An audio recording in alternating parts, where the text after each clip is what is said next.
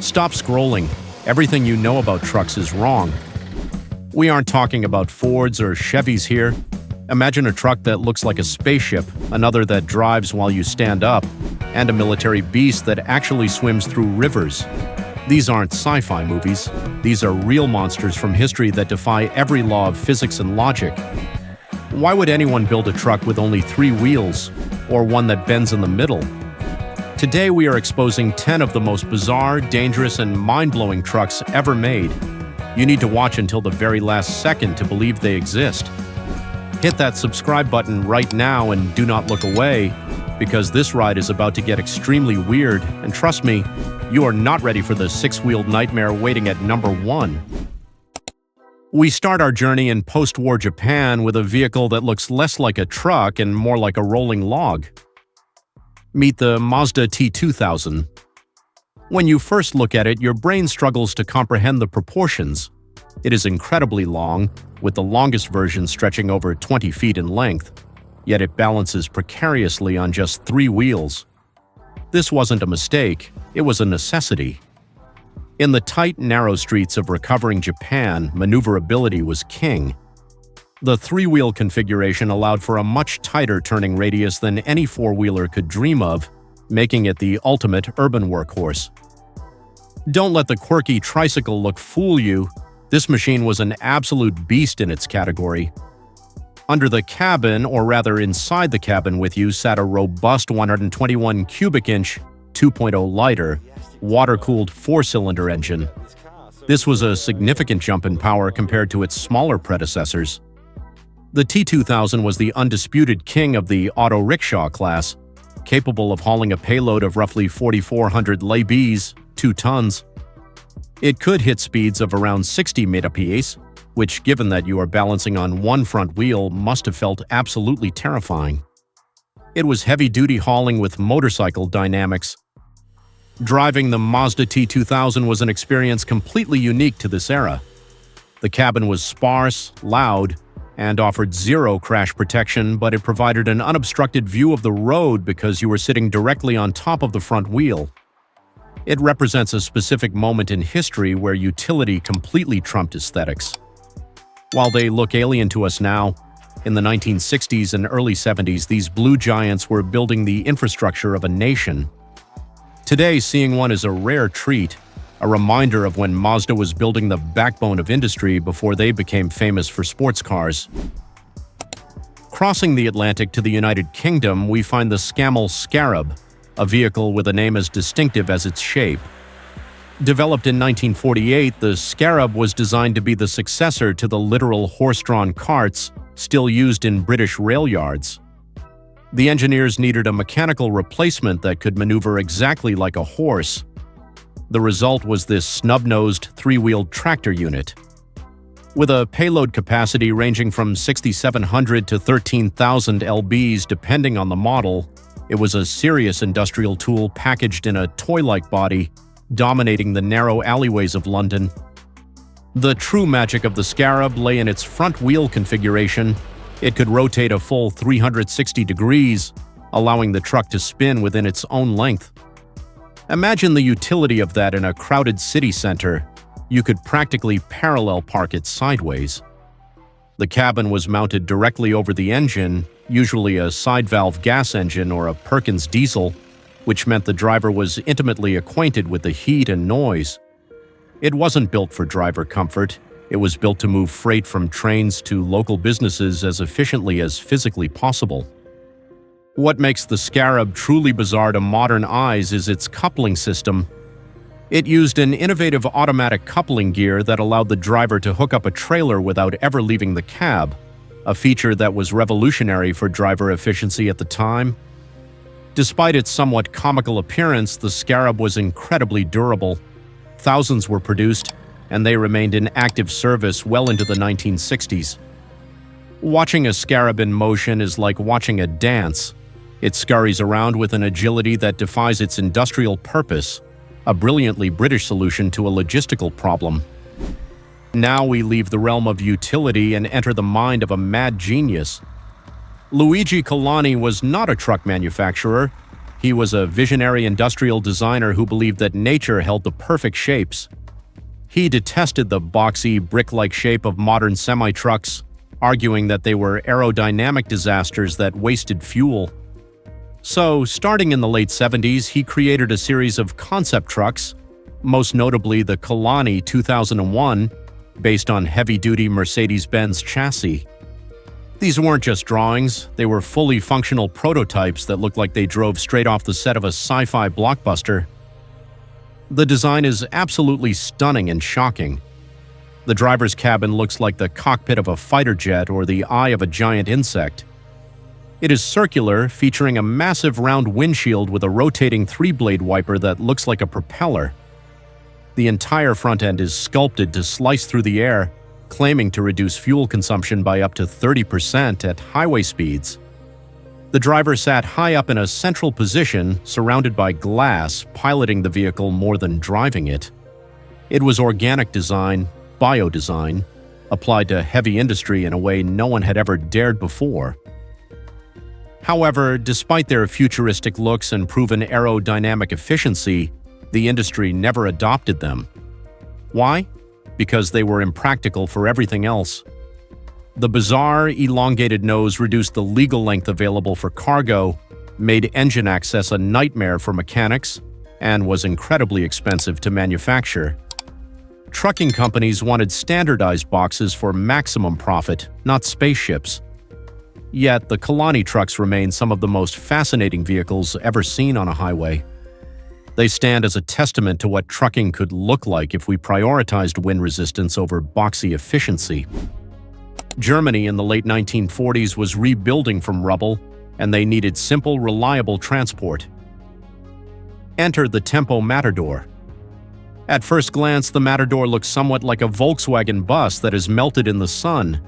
It has a low, droopy face with headlights that seem to be staring sadly at the ground. But the weirdest part of the Matador isn't its looks, it's the engine. This was one of the very few trucks to use the Volkswagen Beetle's 1100cc, approx 67 cubic inch engine, but it placed it in the front, driving the front wheels. This front-wheel drive, FWD layout was actually a stroke of genius for a utility vehicle. Because there was no driveshaft running to the back wheels, the cargo bed could be extremely low and flat, making it incredibly easy to load heavy goods by hand. With only 25 horsepower on tap, it wasn't going anywhere fast. Top speed was barely 50 mph, but it could carry a surprising amount of weight. It was the perfect delivery vehicle for the narrow cobblestone streets of Europe. However, this success created a rivalry with Volkswagen itself. Volkswagen realized the Tempo Matador was a direct competitor to their own upcoming Type 2 transporter, the VW bus. So they cut off the supply of engines. Tempo was forced to scramble and switch to other engines, primarily Austin motors, which changed the design of the front end. But the original VW-powered Matadors remain the holy grail for collectors. The driving position is bizarrely forward, sitting right over the front axle with a horizontal steering wheel. It looks friendly, harmless, and slightly confused, a fascinating footnote in history where the VW engine almost became the standard for front-wheel drive trucks. If you thought the Mazda T2000 was the only three-wheeler on this list, think again. Germany had its own fascination with the tripod layout, and the Goliath Goli was the last of its kind. Produced by the Borgward Group in the late 1950s, the Goli was a desperate attempt to keep the cheap three-wheeled commercial vehicle alive. Unlike its chain-driven predecessors, the Goli featured a more advanced shaft drive system, sending power to the front wheel. The design is stark, utilitarian, and dangerously simple, looking like a metal box balanced on a tricycle. The Goli was powered by a tiny 30 cubic inch, 500cc, two-cylinder, two-stroke engine. If you know engines, you know that means blue smoke and a very distinct ring-ding-ding noise echoing through the streets. With about 15 horsepower, it had a payload of roughly 2,000 lbs, which is impressive relative to its size, but stability was always a concern.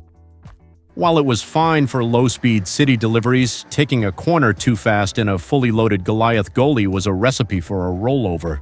It was the budget option for the small business owner who couldn't quite afford a four-wheeled van. Despite its limitations, the Goli was surprisingly popular for a short time due to its low cost and tax benefits. But as the German economic miracle took hold, people wanted real cars, not unstable three-wheelers. The Goli became a symbol of the lean years. Looking at one today with its single front wheel tucked under a narrow nose and its wide cargo bed, it looks precarious. It serves as a reminder of how simple a vehicle can be and still be considered a truck. It is minimalism taken to the extreme, a shaft-driven relic of a desperate time. Let's head back to Japan to meet a truck that is as adorable as it is functional, the Daihatsu Midget. Specifically, the early DK models launched in 1957. If you have ever seen a movie set in 1950s Tokyo, you have seen these zipping around. The Midget was designed to fit into a specific tax class that made it accessible to practically everyone. It is tiny, so small that a large American driver might actually struggle to fit inside. We are talking about a total weight of just over 1,000 LEBs and a payload capacity of around 600 to 800 LEBs. It was the definition of light duty. The most shocking feature of the early DKA version was the steering. It didn't have a steering wheel, it had motorcycle handlebars. The cabin was essentially a glass and steel bubble built around a scooter. It had one headlight in the center on the earliest drafts, later moving to two bug eyes, giving it the look of a startled frog. Power came from a tiny 15 cubic inch 250C two-stroke engine. It wasn't fast, topping out at about 40 mph, and it certainly wasn't safe by modern standards, but it was exactly what Japan needed to bridge the gap between bicycles and full-size trucks. The Daihatsu Midget became a cult icon representing the democratization of logistics. You didn't need a commercial license or a lot of money to own one. It is the spiritual ancestor of the modern K-truck, but with way more character. The charm of the Midget lies in its honesty. It doesn't pretend to be tough, it pretends to be helpful. Driving one today is a terrifyingly fun experience. You are inches from the ground, surrounded by thin metal, buzzing along like an angry hornet. It is impossible not to smile when you see one, proving that good things really do come in small packages. When you think of Jeep, you think of the Wrangler or the old CJ models. But in the late 1950s, Jeep decided to get weird with the Forward Control series, and the FC-150 is the strangest of the bunch. The idea was to maximize cargo space on a short chassis. So they took the frame of a standard CJ5 Jeep and placed the cab famously on top of the engine, right at the very front. The result is a truck with a wheelbase of just 81 inches that is shorter than a modern Honda Civic, yet it carried a full-sized pickup bed. The proportions of the FC-150 are mind-boggling. It looks like a pug dog, flat-faced, top-heavy, and ready to fight. This design gave it incredible off-road maneuverability because there was virtually no front overhang. You could approach a vertical rock wall and your tires would hit it before the bumper did. However, this design came with a terrifying drawback. Because all the weight was in the front, if you braked hard while going down a steep hill with an empty bed, the rear wheels could actually lift off the ground. The truck was known to do stoppies, which is not what you want in a utility vehicle. Despite the scary handling quirks, the FC-150 is a marvel of packaging. Jeep even had to add a heavy cast-iron weight to the rear bumper just to keep the back wheels on the ground. The view from the driver's seat is commanding. You see nothing but the road directly beneath your feet. It is a masterpiece of industrial design by Brooks Stevens, distinct from anything else on the American road. Today, the Jeep FC-150 is a collector's dream, a rugged, quirky 404 that proves Jeep wasn't afraid to think outside the box, even if the result was a little tipsy.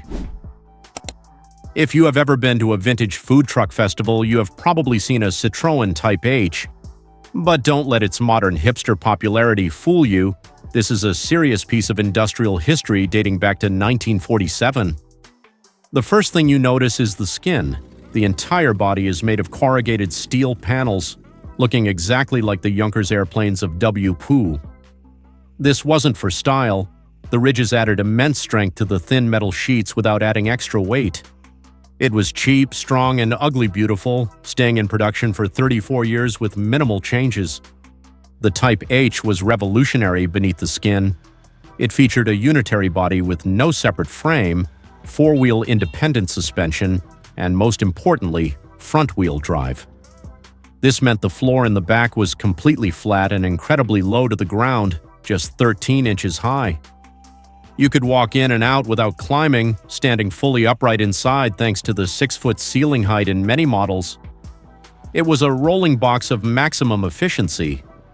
The pig-nose front end, with the engine protruding forward into the cabin, gave it a distinctive silhouette that became a French icon. Driving a Type H is a physical workout. The steering is heavy, the gearbox is tricky, and the engine, usually a 116 cubic inch 1.9L gas unit, is loud. Top speed is theoretically 60 mph, but you would need a lot of courage and earplugs to sustain it. Yet it is virtually indestructible. It was the van of the French police, the post office, and the local baker. It is a vehicle that prioritizes function over form so heavily that it actually circles back to being a work of art. The tube, as it is affectionately called, is weird, corrugated, and utterly unmistakable. For many Americans growing up in the mid-20th century, the sound of the Divco was the sound of mourning. Divco, Detroit Industrial Vehicle Company, built trucks specifically for one purpose: multi-stop delivery. They are most famous as milk trucks. The design is iconic: a rounded snub-nosed hood and a smooth, almost Art Deco body. But the weirdest feature of the Divco was how you drove it.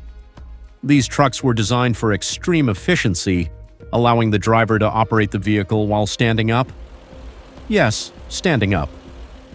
They featured a complex control system that allowed the milkmen to drive from a standing position using a throttle and brake mounted on the steering column or floor. This meant they could hop in, drive to the next house, and hop out without constantly sitting down and getting up, saving time and energy over hundreds of stops. The doors were bifold or sliding, allowing them to stay open while driving. The standard engine was typically a Hercules or Continental 4-cylinder, geared incredibly low. Top speed was irrelevant. These trucks lived their lives at 15 to 20 mph. The Divco represents a hyper-specialized era of automotive design. It didn't care about highway travel. It cared about stop-and-go efficiency. They were ubiquitous in American suburbs for decades, delivering milk, bread, and laundry. Today, their unique shape makes them popular as hot rods and promotional vehicles, but seeing one restored to its original specification highlights just how specialized it was. It's a truck that asks the question, why sit down when you have work to do? It is a fascinating slice of Americana that has largely disappeared along with the milkman himself. We end our list with perhaps the most capable and most hated vehicle in U.S. military history, the M561, better known as the Gamma Goat. Developed for the Vietnam War, the military needed a truck that could go anywhere, and they meant anywhere. The solution was a 6-wheel drive, 6C6 vehicle with an articulated joint in the middle. The cab and the trailer were permanently connected, but they could twist independently, allowing the wheels to stay on the ground over the roughest terrain imaginable. It looks like two vehicles smashed together, but it is one continuous machine. The Goat name was well-earned because it could climb over rocks and wade through mud that would stop a Jeep dead. But here is the crazy part. It was fully amphibious. It had an aluminum body and could float, propelled in the water by its wheels at a speed of roughly 2 to 3 mph.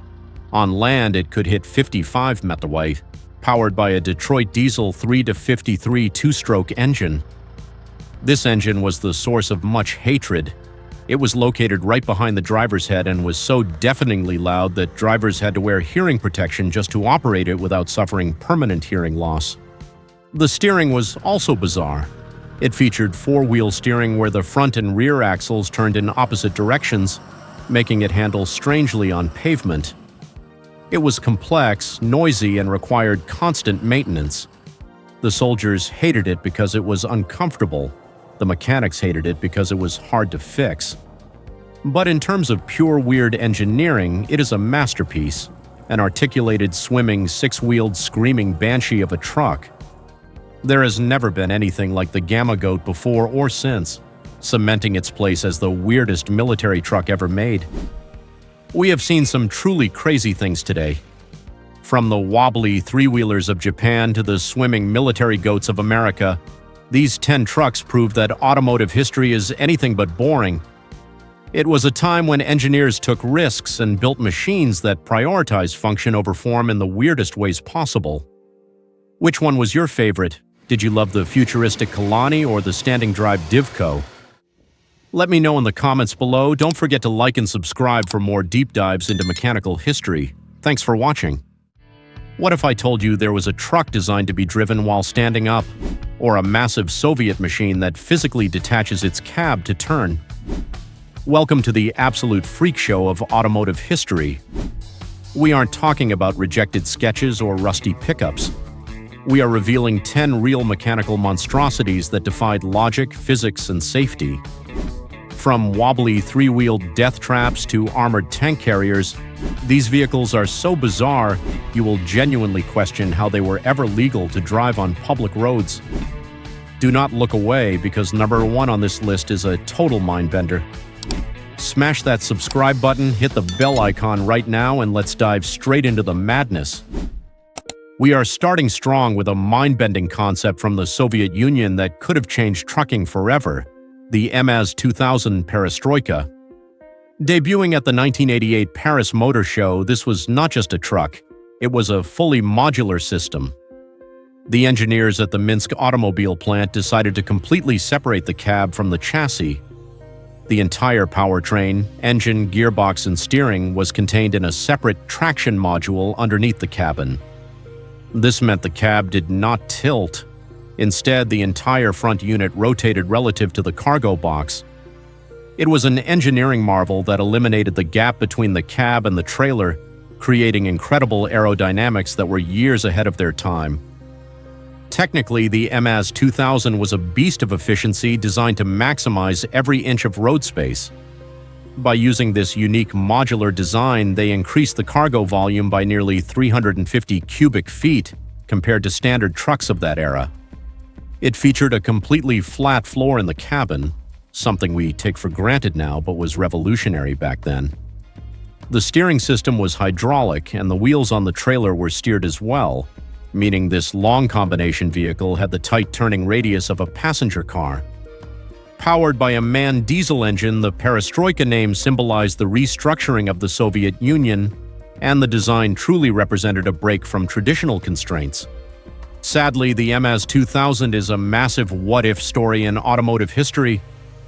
Despite blowing everyone away in Paris and proving its worth in real-world test runs, the geopolitical collapse of the Soviet Union killed the project. The funding completely dried up, and the modular dream fell apart before it could reach mass production. The patents for this articulated design were reportedly sold to Western companies, influencing future designs, but the MAZ-2000 itself never hit the highway in numbers.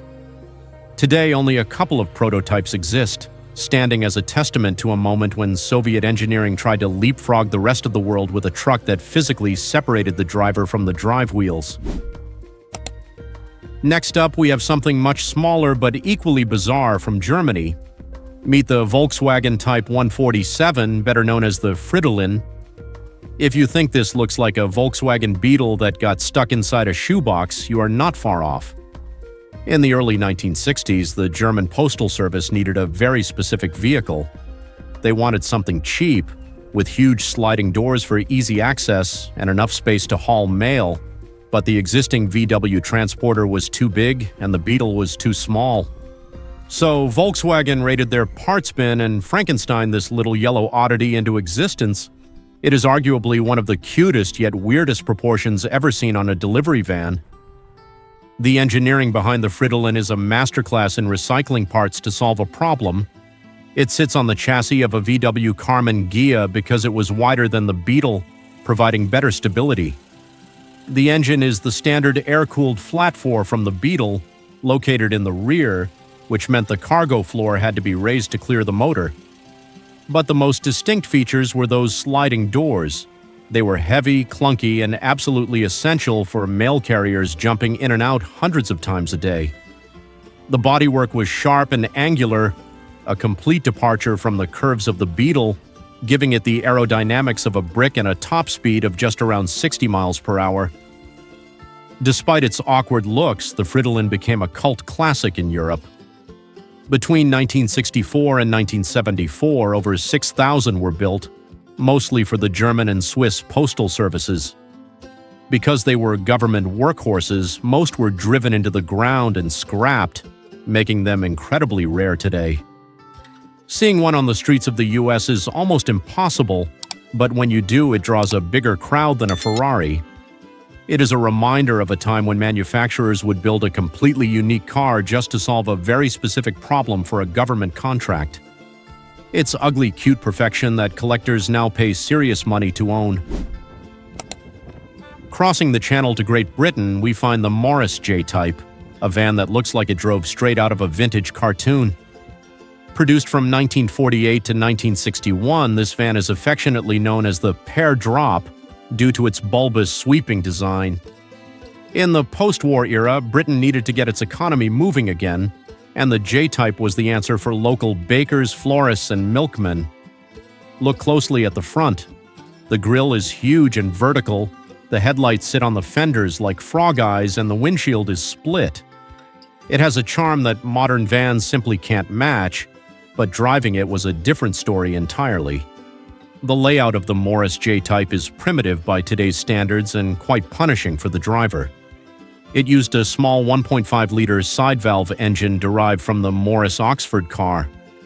The engine was located inside the cabin, sitting right between the driver and the passenger.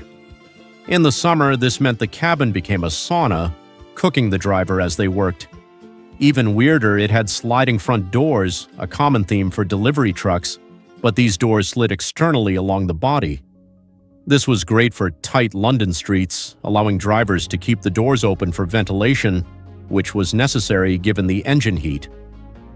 The driver sat directly over the front wheels in a forward control layout, which gave great visibility but zero protection in a crash. The 3-speed gearbox was notorious for being tricky, requiring a skilled hand to navigate without grinding gears loud enough to wake the neighborhood. Today, the Morris J-Type is an absolute icon of British culture. A fully restored J-Type in original livery, like the famous Royal Mail Red, can fetch serious money at auctions. It represents the optimism of the 1950s, wrapped in a curvy steel shell that prioritized style and utility over driver comfort. It is quirky, slow, and undeniably one of the most recognizable silhouettes in history. Now let's look at Germany's strange attempt to turn three-wheelers into four-wheelers, the Tempo Wiking. Produced from 1953 to 1955, this vehicle looks more like a beached boat than a commercial truck. Tempo was famous across Europe for their wobbly hand-seat three-wheelers, and the Wiking was their desperate attempt to create stability and safety with a four-wheel design. However, even with the added wheel, they kept the insane heart of the old line, a tiny, noisy 450 Zamac two-stroke engine borrowed from Heinkel aircraft technology, creating a combination like no other. The weirdness of the Tempo Wiking lies in the contradictory mix of chassis design and drivetrain. It was front-wheel drive, FWD, with the entire engine and gearbox packed into a low, stubby nose, creating a very distinctive and comical fish-mouth look. When running, the two-stroke engine screamed like an angry chainsaw, puffing out clouds of blue smoke typical of oil-mixed gasoline. Even though having four wheels helped it tip over less, it still offered a raw, vibrating driving experience, making the driver feel like they were piloting an oversized tin toy rather than a serious cargo truck. Although the Tempo Wiking was safer than its infamous three-wheeled predecessor, it was still a marvel of post-war minimalism. It lacked basic amenities, even a fuel gauge. You had to stop and use a dipstick to check if you had gas. The top speed was only about 45 miles per hour going downhill, making driving it on a modern highway today a truly suicidal act. The Wiking is a fascinating link between dangerous three-wheelers and modern trucks, a testament to an era when simply having four wheels was considered a high-end luxury feature. If the tempo wasn't enough, we have its arch-rival, the Goliath GD750. The name Goliath is deeply ironic for such a small, three-wheeled machine. Produced by the Borgward Group in the late 40s and early 50s, this was another desperate solution for post-war transport. Like the Tempo, it featured a single front wheel and a truck bed in the back. However, the Goliath was marketed as a more robust, heavy-duty option. The design is utilitarian to the extreme: a flat, vertical front end, a simple canvas roof, and a steering wheel that looked like it was stolen from a tractor. Under the hood, or rather under the seat, the Goliath GD750 typically ran on a small two-stroke engine producing barely enough horsepower to climb a hill. The driving experience was visceral. The vibration from the engine would rattle your teeth, and the lack of sound insulation meant you heard every explosion in the cylinders. What makes the Goliath interesting is that it was surprisingly capable, with a payload capacity of nearly 1,650 pounds. That is practically its own weight. It was a true workhorse that helped rebuild German cities from the rubble, carrying bricks and mortar where larger trucks couldn't fit. Eventually, the economic miracle of the 1950s meant people could afford four wheels. The Goliath GD750 became obsolete as safety regulations tightened and drivers demanded vehicles that didn't threaten to flip over at every roundabout. Goliath eventually moved to four-wheeled cars, but the GD750 remains a symbol of resilience. Collectors now love them for their quirkiness. Watching one of these chug along at a car show is a delight. It puffs blue smoke, makes a distinct ring-ding-ding sound, and looks like a mechanical insect. It is a piece of history you have to respect, even if you wouldn't want to drive it on a highway. We are heading back to the USA for an absolute legend, the Divco Twin. If you grew up in America between the 1940s and the 1970s, this is the milk truck. The shape is unmistakable: a rounded snub-nosed front, a split windshield, and an Art Deco grille that gives it a friendly face. But the weirdness of the Divco isn't just in its looks, it's in how you drove it. These trucks were designed for multi-stop delivery routes, meaning the driver had to get in and out hundreds of times a day. To make this easier, Divco engineered a system where you could drive the truck while standing up. Yes, you heard that right. The Divco featured a dual control system. You could sit and drive like a normal person for long distances, or you could stand on the low floor and operate the vehicle. The throttle and brake were often duplicated or mounted on the gearshift column, a twist-grip throttle, so the milkman could roll between houses without constantly sitting down. The chassis was incredibly heavy-duty, allowing these trucks to carry thousands of pounds of glass milk bottles and ice. They were powered by reliable engines like the Continental Inline 4 or 6, geared extremely low because they rarely exceeded 40 miles per hour on their routes. The longevity of the Divco is insane. The basic design barely changed for decades because it was perfect for its job. You will see these in old movies, and many have been converted into hot rods or promotional vehicles today. But stock examples are mechanical marvels of specific use engineering. The Twin in the name referred to the twin pedal arrangement in earlier models, or the twin coach construction style. It is a vehicle that prioritized the worker's efficiency above all else. It's quirky, nostalgic, and arguably the most recognizable delivery truck in American history, representing a bygone era of door-to-door service. Let's look at the DKW Schnellaster, also known as the Rapid Transporter. Launched in 1949, this van looks like it is melting. The front end slopes down dramatically, creating a continuous aerodynamic line from the roof to the bumper. But the Schnellaster is on this list because it was quietly revolutionary. While everyone else was building rear-wheel drive trucks, DKW decided to put the engine in the front and drive the front wheels. It was one of the first reliable front-wheel drive vans, a layout that is now standard for almost all modern delivery vans like the Ram ProMaster. By putting the engine and drive wheels at the front, DKW created a completely flat cargo floor in the back. There was no driveshaft tunnel running through the middle, meaning you could load cargo much lower to the ground, just 15 inches high. The engine was a pre-war design, a two-cylinder, two-stroke motor that was simple but loud. The Schnellaster name was a bit of optimistic marketing, as it wasn't particularly fast, struggling to reach highway speeds. However, the layout allowed for incredibly flexible body styles, pickups, vans, campers, and even luxury buses. The Schnellaster is a favorite among audiophiles of classic cars because of that distinct two-stroke buzz. It's also rare, many were worked to death in Europe, and few made it to the US. Those that did are now highly prized collector's items. The styling is unapologetically aerodynamic for the 1940s, looking like a bullet train carriage. It proves that you don't need a massive V8 to be interesting. The DKW Schnellaster set the blueprint for the modern minivan and cargo van decades before the term minivan was even invented, making it a true pioneer. Now let's leave the small vans behind and look at a monster. This is the Pacific M26, nicknamed the Dragon Wagon. This wasn't designed to deliver milk. It was designed to carry 40-ton tanks across the battlefields of World War II. It is arguably one of the most aggressive-looking trucks ever built. The cab is armored with heavy steel plating and slotted windows that make it look like a rolling bunker. It sits high off the ground, powered by a massive 190 cubic-inch Hall-Scott 440 gasoline engine. Yes, over 1,000 cubic inches for a gasoline engine, pure American excess.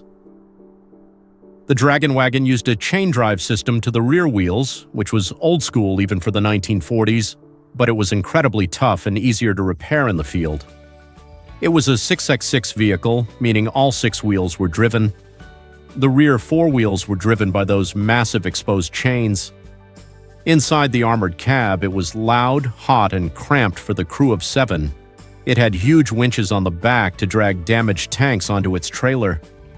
The sheer presence of this truck is terrifying. It looks like something out of a Mad Max movie, but it was real, and it saved countless assets during the war.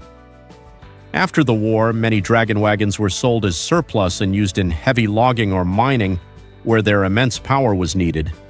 But they were thirsty beasts, drinking fuel at a rate of gallons per mile, not miles per gallon. Today, seeing a restored M26 is a religious experience for truck lovers. The sound of that massive Hall-Scott engine roaring to life, the clanking of the drive chains, and the armored silhouette make it the ultimate tough guy truck. It's a machine built for one purpose: brute force, and it executes that purpose perfectly. We are heading back to the UK for a truck that was designed around the driver's eyes, the Morris FG. Produced from 1960 to 1980, this truck was everywhere in Britain, but it looked incredibly odd. It was nicknamed the Threepenny Bit Cab. Why? Because the cabin was angled. Instead of a square box, the rear corners of the cab were cut off diagonally, and the doors were mounted on these angled sections. This gave the cab the shape of a threepenny coin. But this wasn't just for style, it was a brilliant safety feature designed for the narrow streets of the UK. The angled doors were suicide doors, hinged at the rear, but because of the angle, when you opened them, they didn't swing out into traffic. They stayed within the width of the truck's body. This was perfect for narrow streets and prevented drivers from getting their doors taken off by passing cars. Furthermore, the Morris FG had curb view windows, extra windows located low down near the driver's feet in the front corners. This allowed the driver to see exactly where the curb was, making parking this commercial truck incredibly easy and preventing damage to the wheels. Despite these clever features, the Morris FG was a bit of a torture chamber to drive. The engine was essentially in the cabin with you, under a thin metal cover, so it was noisy and hot. The gear stick was awkwardly placed and the suspension was stiff. But it was a workhorse. It served as a bread van, a tow truck, and a general utility vehicle for decades. Its threepenny bit shape is a prime example of form following function. It looks weird to us now, but every angle on that truck was calculated to help the driver navigate the tight, congested streets of 1960s England. Finally, we end with the grandfather of American heavy trucking, the Mack AC. This truck is the reason Mack has a bulldog as its mascot. Built from 1916 to 1938, the AC is instantly recognizable by its snub nose. Unlike modern trucks with a big grille in front, the Mack AC had its radiator mounted behind the engine right in front of the driver's windshield. This gave the front end a sloping, tapered look, protecting the radiator from damage during WWI battlefields and construction sites. It was a design born from the necessity of war and hard labor. The Mack AC was chain-driven, a feature Mack stuck with long after others switched to drive shafts simply because it was durable. During World War I, British soldiers testing the truck were amazed by its tenacity in the mud. They said it had the appearance and the attitude of a British bulldog, tough, short-nosed, and impossible to stop. The name stuck, and Mack adopted the bulldog as their official logo. The hood was made of sheet metal that flared out to the sides, giving it broad shoulders. It looked muscular and ready to fight, embodying the spirit of early American industry. Driving a Mack AC was a workout. It had no power steering, mechanical brakes that required a heavy foot, and a transmission that required double clutching perfection. But it built America. It built the dams, the roads, and the skyscrapers of the Roaring '20s. When you look at a Mack AC, you aren't just looking at a weird old truck. You are looking at the machine that defined the reputation of American trucking for a century. It is the ultimate classic, a mechanical legend that proved ugly can be beautiful if it gets the job done right. From the modular Soviet giants to the tiny German three-wheelers, these trucks show that automotive history is full of surprises. They might be weird, but they paved the way for the vehicles we drive today. Which one was your favorite? Let us know in the comments. If you enjoyed this ride, don't forget to hit like and subscribe for more amazing car stories. Thanks for watching, and see you next time. Forget everything you know about trucks. We are not talking about your grandfather's pickup. We are talking about mechanical freaks of nature. Have you ever seen a truck that walks over rocks like a spider? Or a van with a two-stroke engine that smokes like a chimney? From Cold War secrets to three-wheeled oddities, these are the 10 most bizarre classic trucks that history tried to forget. These machines defy logic, physics, and sanity. You need to stay until the very last second because the engineering gets crazier with every entry. If you love discovering the weirdest machines on Earth, smash that subscribe button right now. Let's dive into the madness. We are kicking off this list with an American oddity from the late 1950s that looks like it is wearing a pair of extra glasses. Meet the International Harvester Sightliner. At first glance, you might think the designers made a terrible mistake. Why are there two extra windows cut into the bodywork right below the windshield? This wasn't a design flaw, it was a radical attempt to solve a major safety problem. In the tight city streets of the 1950s, drivers in high-cab over trucks could not see pedestrians or small cars directly in front of their massive steel bumpers. Mechanically, the Sightliner was an absolute beast tailored for the U.S. highway system. It was typically powered by the massive V401 or V549 gasoline V8 engines, churning out serious horsepower for its time. Officially known as the ACO series, its distinct compact design was a direct response to strict length regulations. The Sightliner measured only 48 inches from the bumper to the back of the cab. This ultra-short length allowed trucking companies to haul longer trailers while staying legally within the overall length limits of various states. It was a brilliant, albeit strange, example of government regulations dictating automotive design. However, the Sightliner did not stick around forever, and there were reasons for its disappearance. Drivers often complained about the excessive heat in the cabin because they were sitting directly on top of a roaring V8 engine with lots of glass letting in the sun. As length regulations relaxed and cab designs improved, the need for those lower sight windows vanished. Today, seeing a Sightliner at a classic truck show is an incredibly rare treat. It stands as a testament to a time when American engineers were not afraid to cut holes in a truck just to see if it worked. Crossing the Atlantic Ocean and the Iron Curtain, we find the Barkas B1000. While the Volkswagen bus was becoming a symbol of freedom and surfing in the West, the Barkas was the undisputed workhorse of East Germany. Produced from 1961 all the way until 1991, this van platform did absolutely everything behind the Berlin Wall. It served as an ambulance, a police van, a flatbed truck, and a delivery vehicle. Unlike the rear-engine VW, the Barkas utilized a front-wheel drive layout. This was actually revolutionary for a commercial van, allowing for a remarkably low and flat loading floor for easy cargo access.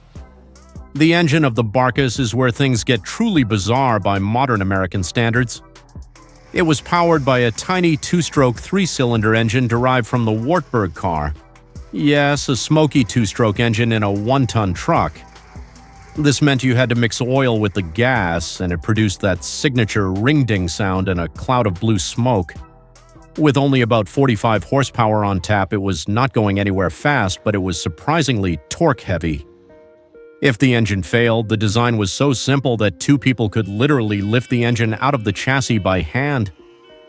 Despite its underpowered nature, the Barkas B1000 is a cult icon today, representing the ingenuity of engineers working with limited resources. It survived for decades with almost no significant changes, serving as a time capsule of communist engineering. While it lacked the comfort of American vans, it was incredibly durable and easy to fix on the side of the road. Today, collectors import them to the US as unique show cars. Driving one requires patience and a tolerance for noise, but it guarantees you will be the only one at the car meet with a two-stroke van. When the Swedish military needs a truck, they do not mess around with weak designs. Enter the Volvo Laplander series, specifically the C303 model. At first glance, it looks like a brick on wheels. It is arguably one of the boxiest vehicles ever designed. Often nicknamed the Valp or Puppy in its earlier versions, this machine is an absolute monster off-road.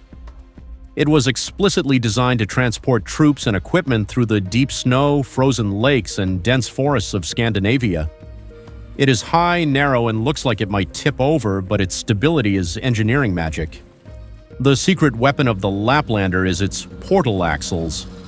In a normal American pickup truck, the axle creates a low point in the center of the vehicle that can easily get stuck on rocks or stumps. On the Laplander, the axle tube sits nearly 15 inches above the ground, and a set of gears in the wheel hub transfers the power down to the tire. This gives the truck massive ground clearance without needing monster truck tires. Combined with vacuum-operated differential lockers that can be engaged on the fly, the Laplander can crawl over rocks that would swallow a Jeep Wrangler whole. The driving position is also unique and terrifying. You sit forward of the front axle, meaning you are essentially the bumper. When descending a steep hill, you feel like you are diving face-first into the ground. The Volvo Laplander has gained a legendary status among off-road enthusiasts worldwide for its durability and capability. While they are rare in the United States, they are highly sought after by extreme off-roaders who want a vehicle that is practically unstoppable right out of the factory. It proves that a box on wheels can be the ultimate adventure machine. During World War II, the British Army desperately needed a new general service truck, and Bedford answered the call with the QL. Known affectionately to soldiers as Queen Lizzie, this was Bedford's first ever commercial vehicle designed with four-wheel drive. Over 52,000 were built between 1941 and 1945 to support the Allied war effort. The most striking feature of the QL is its height. The cab sits incredibly high up, perched directly on top of the engine. Climbing into the driver's seat is more like ascending a ladder into a treehouse than getting into a standard military truck. This forward control design maximized cargo space on a relatively short wheelbase, allowing it to carry a 3-ton payload, but it made for a unique driving experience.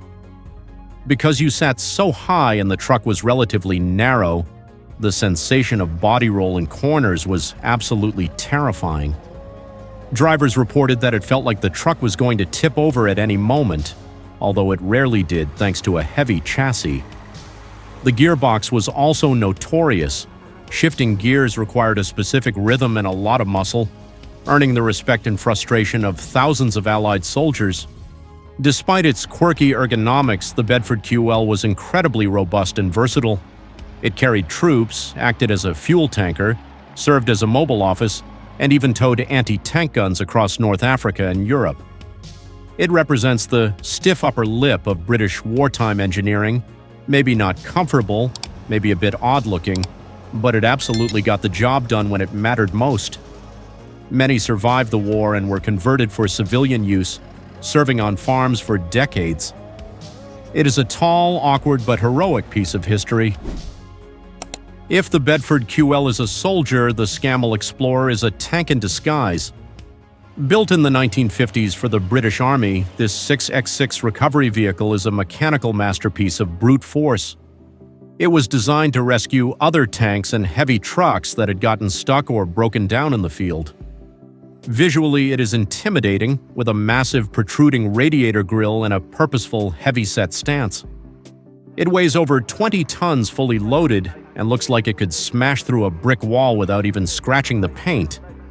The real magic of the Explorer lies underneath the chassis, specifically in the rear suspension. It uses a walking beam system instead of standard springs. The rear wheels are attached to a massive beam that pivots in the center, allowing for insane articulation. One rear wheel can be 2 feet up in the air while the other is buried in a ditch, and both will still have traction. Powering this beast was the legendary Gardner 6LW diesel engine. It wasn't fast. Top speed was maybe 25 miles per hour downhill, but the torque was earth-shattering, allowing it to tow over 100 tons using low gears. Watching a Scammell Explorer move off-road is hypnotic. The rear wheels articulate and crawl over obstacles like a giant mechanical insect. It is a reminder of a time when trucks were over-engineered to last forever rather than designed for comfort or speed. The transmission gate was also gated, requiring skill to navigate, and the steering was unassisted, demanding serious arm strength from the driver. Today, these giants are kept alive by dedicated enthusiasts who appreciate the raw, unfiltered mechanical connection between man and machine. Is it a truck? Is it a go-kart? Is it a table with wheels? It is the M274 truck platform utility, better known to U.S. servicemen as the mechanical mule. Introduced in the late 1950s and used extensively during the Vietnam War, this is the definition of minimalism. The U.S. military wanted a vehicle that could carry heavy loads over rough terrain but was light enough to be dropped by parachute or carried underneath a helicopter. The result was literally a magnesium platform with 4 wheels and an engine underneath, weighing only about 900 pounds. There is no cab, there are no doors, there is not even a real seat, just a flimsy wire basket for the driver. But the engineering is brilliant. The mule features 4-wheel drive and, amazingly, 4-wheel steering. This allowed it to crab walk diagonally and make unbelievably tight turns in the jungle. Even stranger, the steering column could be unlatched and tilted forward to extend the wheelbase virtually.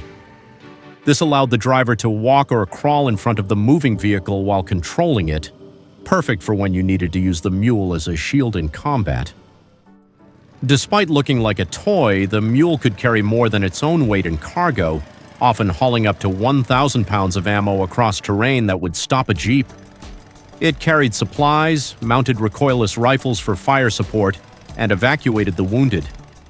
It was eventually phased out in the 1980s for the Humvee, but nothing since has matched its sheer utility-to-weight ratio. It proves that you do not need complex computers or armor plating to be an effective military vehicle. Sometimes you just need a flat surface and 4 moving wheels.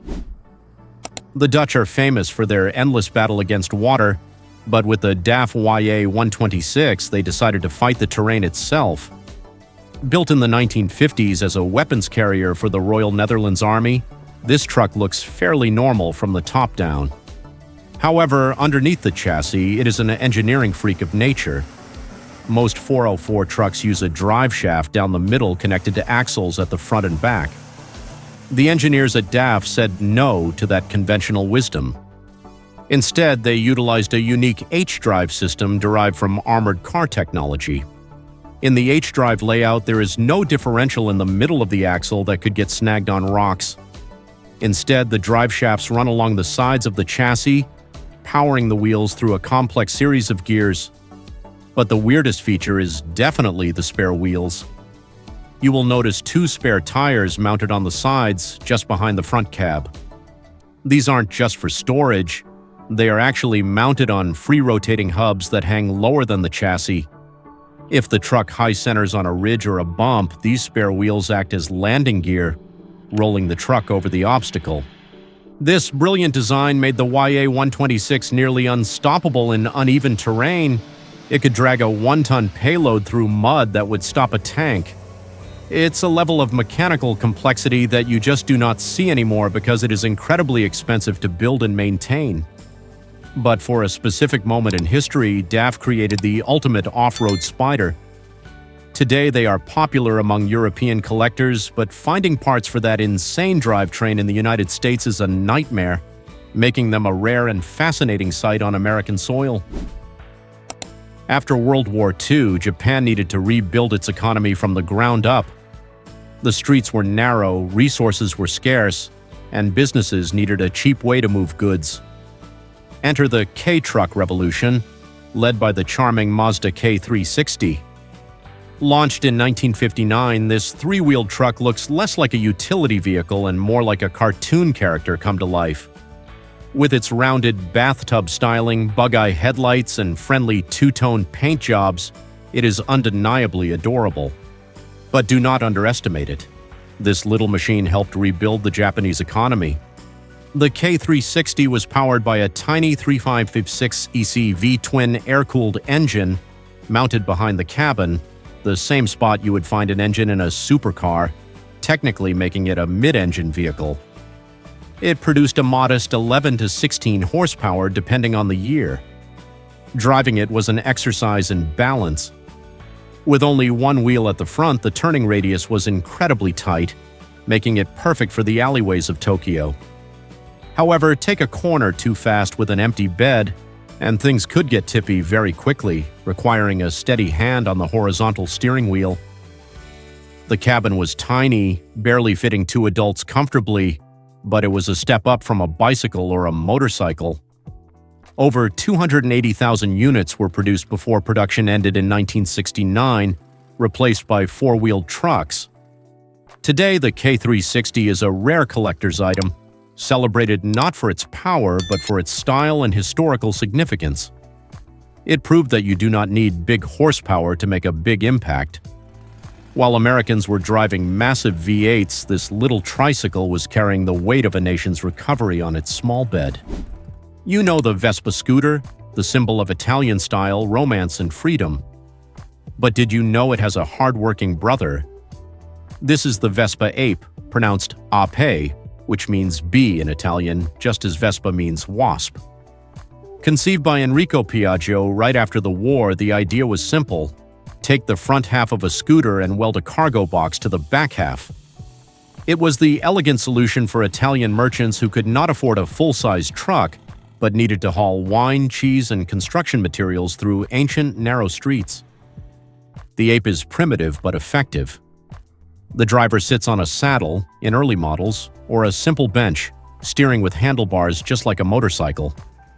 The engine is a small displacement 2-stroke, often ranging from 50 cc to roughly 200 cc. It buzzes angrily as it carries loads that look physically impossible for its size, often hauling up to 1,000 pounds or more. Over the decades, the Ape evolved, gaining a proper enclosed cab to protect the driver from the rain, but the basic 3-wheel architecture has remained the same for over 70 years. It is one of the longest-running production vehicles in history because nothing else can do exactly what it does. It can squeeze through gaps that would stop a bicycle. In Italy, seeing an old man navigating a vertical cobblestone hill in a rusted Ape loaded with firewood is a common sight. Recently, they have become trendy in the US as mobile coffee bars or Prosecco vans at weddings. It is the ultimate fusion of motorcycle freedom and truck utility, proving that 3 wheels are sometimes better than 4. We end our list with one more survivor from East Germany, the Multicar M22. While the Barkas was the delivery van, the Multicar was the heavy-duty industrial worker, shrunk down to miniature size. Produced in the 1960s and 70s, the M22 looks like someone put a full-size dump truck into a shrinking machine. It has a tiny single-person enclosed cab sitting right next to a noisy engine. It was ubiquitous in Eastern Bloc factories, airports, and construction sites, handling the dirty work that required a compact footprint. The M22 was powered by an air-cooled V-twin diesel engine producing about 15 horsepower. It was definitely not built for speed. Its top speed was barely 15 to 18 miles per hour. It was built for torque and versatility. The multi in the name referred to the various attachments available: dump beds, snowplows, street sweepers, and ladders. Despite its small size, it could carry a payload of nearly 2 tons, which is mind-blowing for a vehicle of its dimensions. The controls were cramped, and the ride was harsh, but it never quit. Amazingly, unlike many other East German manufacturers that vanished after unification, the Multicar company survived the fall of the Berlin Wall and is still in business today, making modern utility vehicles. But the M22 remains the classic icon, a noisy, smoky, shaking, but incredibly reliable little worker. It is a favorite among collectors of oddball machinery who enjoy driving a truck that tops out at the speed of a bicycle but can pull a house. It is the perfect end to our list of weird wonders. From the window-heavy Sightliner to the three-wheeled wonders, these 10 trucks prove that automotive history is absolutely insane. We have seen the wildest designs solving the toughest problems. Now it is your turn. Which mechanical oddity was your favorite? Would you pick the rock-crawling Volvo or the tiny tricycle? Comment down below right now. Remember to hit like, subscribe, and ring the bell so you never miss the next video. Thanks for watching.